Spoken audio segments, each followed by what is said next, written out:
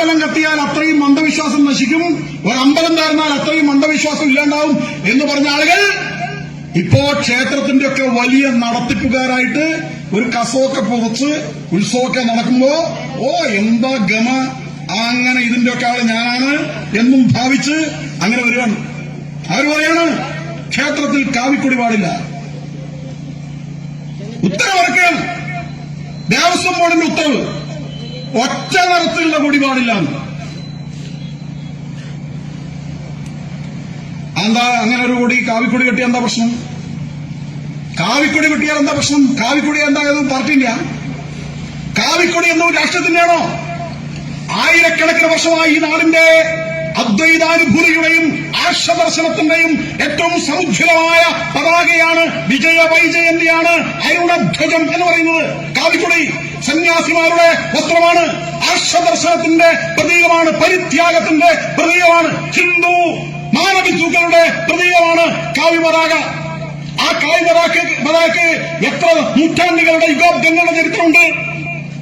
രാമരാവണ യുദ്ധത്തിൽ ദശമുഖ രാവണന്റെ ദർപ്പമുടക്കിയ കോദണ്ഡരാമന്റെ ആ സൈനിക വ്യൂഹത്തിന്റെ ഭാഗത്ത് തേരുകളിൽ പാറിപ്പറന്ന പതാക, ധർമ്മപക്ഷത്ത് പാറിയ പതാക ഈ കാവി പതാകയാണ്. പിന്നീട് ദ്വാപര യുഗത്തിൽ ധർമാധർമ്മ ശക്തികൾ ഏറ്റുമുട്ടിയപ്പോൾ ആ ഏറ്റുമുട്ടിയ സന്ദർഭത്തിൽ ധർമ്മത്തിന്റെ പക്ഷത്ത് പാറിയ പതാക, ഭഗവാൻ കൃഷ്ണൻ തെളിച്ച തേരിൽ അർജുനൻ അടർ നയിച്ച തേരിൽ പാറിപ്പറന്ന പതാക ഈ പതാകയാണ് കാവിപ്പതാക. ഈ കാവിപ്പതാകയ്ക്ക് യുഗങ്ങളുടെ ചരിത്രമുണ്ട്. ആ കാവിപ്പതാക ഹിന്ദുത്വത്തിന്റെ അഭിമാനമാണ്. ഛത്രപതി ശിവജി പിടിച്ച കൊടി ഇതാണ്, റാണാ പ്രതാപ് സിംഹൻ പിടിച്ച കൊടി ഇതാണ്.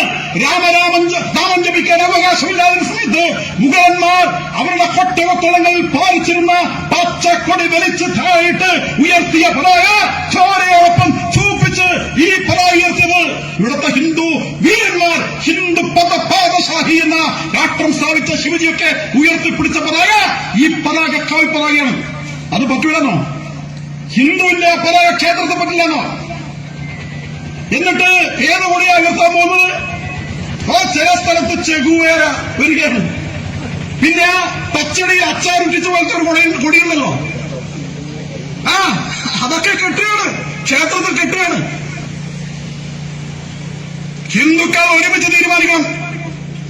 ക്ഷേത്രത്തിൽ ഉയർത്തേണ്ടത് ഒറ്റ കൊടിയാണ്, ആ കാവിക്കൊടിയാണ്.